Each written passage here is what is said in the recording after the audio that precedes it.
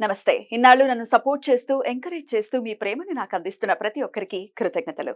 అలాగే ఈ వీడియో కూడా ఖచ్చితంగా మీకు ఉపయోగపడుతుంది. లైక్, షేర్ అండ్ సబ్స్క్రైబ్ చేసి మీ సపోర్ట్‌ని నాకు అందించండి. అలాగే ఈ వీడియో పట్ల మీకున్న అభిప్రాయాన్ని కామెంట్ సెక్షన్‌లో కామెంట్ చేసి తెలియజేయండి.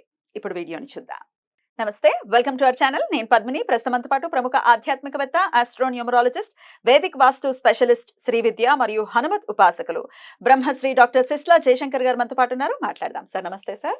ఆయుష్మతి భవ. సార్ నక్షత్రాల గురించి చెప్తూ ఉన్నారు. ఆశ్లేష నక్షత్రం డెఫినెట్ గా బోల్డ్ అంత భయం ఉంటుంది. ఆశ్లేష అమ్మో ఆశ్లేష.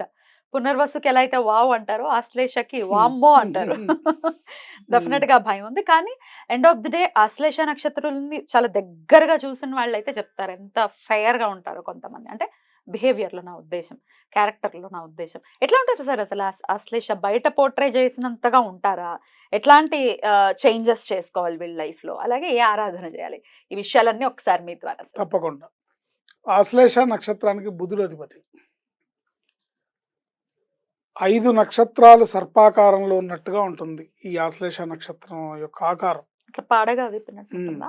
సర్పాకారంలో 5 నక్షత్రాలు కలిసి ఒక సర్పాకారంగా ఉంటే పేరిస్తే ఎట్లా ఉంటుందో అట్లా ఉంటుంది.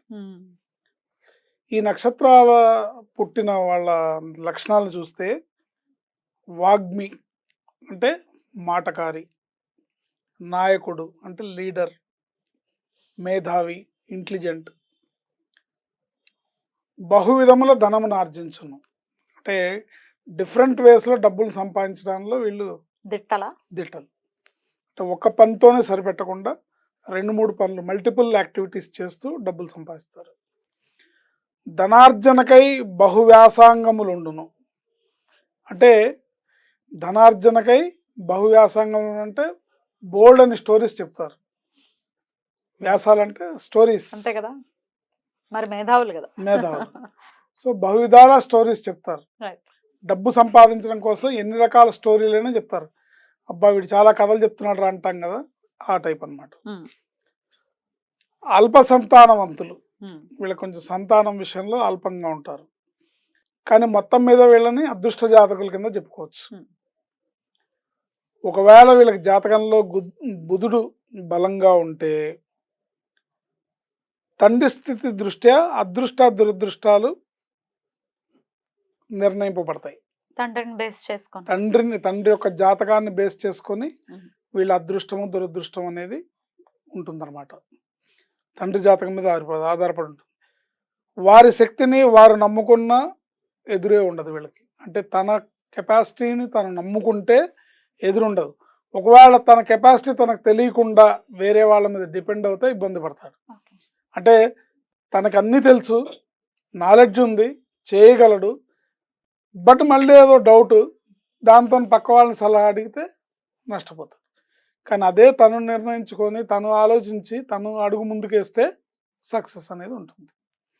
తన శక్తిని తన తెలివితేటల్ని తను నమ్ముకోవాలి ఈ జాతకులు.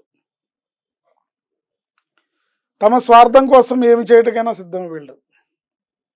వాళ్ళ స్వార్థం కోసం అంటే వాళ్ళ పని అవ్వటం కోసం. స్వార్థం అంటే ఇక్కడ పెద్దగా అపార్థం చేసుకోకర్లేదు మనం. తన పబ్బం తను గడుపుకోవడానికి ఏమైనా చేయగలరు. ఉద్యోగంలో అయినా వ్యాపారంలో అయినా చేయగలరు. ఏం చేయడానికైనా సిద్ధమే అన్న రీతిలో ఉంటారు. అటువంటి పరిస్థితుల్లో విలువలకి ప్రాధాన్యత, విలువలకి తిలోదకాలు ఇచ్చేస్తారు. ఇది వీళ్ళలో ప్రధానమైన లక్షణాలుగా మహర్షుల వారు చెప్పారు, నేను చెప్పలేదు. దీంట్లో 1వ పాదం వాళ్ళని తీసుకుంటే ధనవంతులు, స్త్రీ లావణ్యము, సంతోషము, బహుకార్యాసక్తి, ప్రదర్శనకు మాత్రమే. బహుకార్యాసక్తి అనేది ప్రదర్శనకు మాత్రమే. అంటే మల్టీ టాలెంటెడ్ అని అనిపించుకోవాలనే ప్రయత్నంలో ఫోకస్ చేస్తుంటారు. నిజంగా మల్టీ టాలెంటెడ్ దాన్ని ప్రొజెక్ట్ చేస్తుంటారు. ఏంటి ఒరిజినల్ ప్రిన్సిపల్స్ కాదు. అంటే వాళ్ళ ప్రిన్సిపల్స్ని బహుకార్యాసక్తి యందు నేను ఇలా నేను అలా నేను నేను ఇంత డిసిప్లిన్, నేను ఇది చేయగలుగుతాను అది చేయగలుగుతాను అనుకుంటే ఏదైనా చేయగలుగుతాను, నేను ఇట్లా ఉంటాను నేను అట్లా ఉంటాను, నేను అది ఇది నేను ఇంతే, ఇలాంటి మాటలు చెప్తారు కానీ నిజంగా డిసిప్లిన్ కాదు. రెండో పాదం వాళ్ళు రూపవంతుడు, దైవభక్తి ఉంటుంది, బట్ టక్కరి. మంచి రూపవంతులు, దైవభక్తి ఉంటుంది, టక్కరి. టక్కరి. ధనము స్వార్థమై ఉంటే వీళ్ళకి రాణింపు, అంటే ధనమే ప్రధానంగా పెట్టుకొని చేస్తారు, రాణిస్తారు. మూడో పాదంలో తీసుకుంటే భార్యని హింసించును, మాటకారి, కార్యాలస్యము, పనులన్నీ కూడా నెమ్మదిగా చేస్తారు, లేట్గా చేస్తుంటారు, కార్యాలస్యము గావించుకును, అనుకోని అవరోధాలు ఉంటాయి వీళ్ళకి, చేతికి అందే వరకు కార్యవ్యవహారంలో జాగ్రత్త అవసరం. అంటే ఒక పని ప్రయత్నం మొదలు పెడుతుంటే ఒక స్టేజ్లో అయిపోయింది అన్ని మళ్ళీ వాళ్ళ చేతికి వచ్చినట్టుగా ఫీల్ అయిపోతారు, కానీ అందే వరకు జాగ్రత్తగా ఉండాలి, లేకపోతే లాస్ట్ మినిట్లో మిస్ చేసుకుంటారు. ఇప్పుడు ఒక ఏదో డీల్ చేస్తున్నారు, ఒక రియల్ ఎస్టేట్ డీల్ చేస్తున్నారు అనుకోండి, నిక్ ఆఫ్ ది మూమెంట్ దాకా వచ్చేసింది అయిపోయింది, తెల్లారులేస్తే నా అకౌంట్లో ఇన్ని కోట్లు ఉంటాయి అనుకుంటాడు. బట్ వచ్చే వరకు పనిచేసి దాన్ని ప్లాన్ చేస్తే కరెక్ట్గా వస్తుంది తప్ప వచ్చేసిందని అపోహలో ఉన్నావా దెబ్బతింటారు. ఇది వీళ్ళ లక్షణం.